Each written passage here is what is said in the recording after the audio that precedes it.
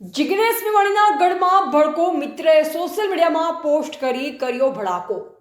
બનાસકાંઠાનું રાજકારણ ગરમાયું. મેવાણીના ખાસ ગણાતા હસમુખ રાઠોડના બળવાખોર તેવર.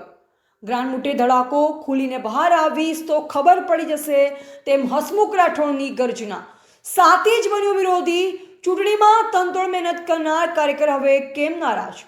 બનાસકાંઠાના વડગામના રાજકારણથી આ સમયના સૌથી મોટા સમાચાર સામે આવી રહ્યા છે. વડગામના ધારાસભ્યને કોંગ્રેસના ફાયરબ્રાન્ડ નેતા જિગ્નેશ મેવાણીની મુશ્કેલીઓ વધી શકે તેમ છે. આ મુશ્કેલી કોઈ વિરોધ પક્ષે નહીં, પણ તેમના જ એક સમયના અત્યંત નજીકના સાથીદાર હસમુખ રાઠોડે ઊભી કરી છે. હસમુખ રાઠોડ, જેમને વિધાનસભા ચૂંટણીમાં જિગ્નેશ મેવાણીને જીતવા માટે રાત દિવસ એક કર્યા, તેમની એક ફેસબુક પોસ્ટે બનાસકાંઠાના રાજકીય વર્તુળોમાં ભૂકંપ લાવી દીધો છે. હસમુખ રાઠોડે સીધી ચેતવણી આપતા લખ્યું છે કે હું ખુલીને બહાર આવીશ તો ખબર પડી જશે કે હું શું કરી શકું છું. મિસ્ટર મેવાણી. રાજકીય ચર્ચાઓ મુજબ વિવાદનું મુખ્ય કેન્દ્ર ધારાસભ્યની ગ્રાન્ટ છે. હસમુખ રાઠોડે ગ્રાન્ટના વપરાશ અને તેની ફાળવણી મુદ્દે ગંભીર સવાલ ઉઠાવ્યા છે.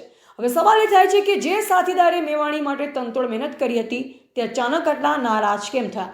શું ગ્રાન્ટના વહીવટમાં કંઈક એવું છે જે મેવાણી માટે આગામી સમયમાં મુસીબત બની શકે છે? હાલ તો આ ફેસબુક પોસ્ટ વાયરલ થતાં જ વડગામ કોંગ્રેસમાં સોંપો પડી ગયો છે. વિરોધ પક્ષો પણ આ તકનો લાભ લેવા તૈયાર બેઠા છે. હવે જોઈ રહેશે કે મિસ્ટર મેવાણી આ આક્ષેપોનો શું જવાબ આપે છે અને હસમુખ રાઠોડ આગામી સમયમાં કયા મોટા ખુલાસા કરે છે. બનાસકાંઠા વડગામની આ રાજકીય લડાઈ હવે સોશિયલ મીડિયાથી નીકળી રસ્તા પર ક્યારે આવે છે અને આ ગ્રામનો ગૂંચવાયેલ ડોળો કેટલો મોટો ખુલાસો કરે છે તેના પર સૌની નજર ટકેલ છે. એવા પ્રકાશ ભારતી ગોસ્વામી, ભારતની અસ્મિતા, બનાસકાંઠા.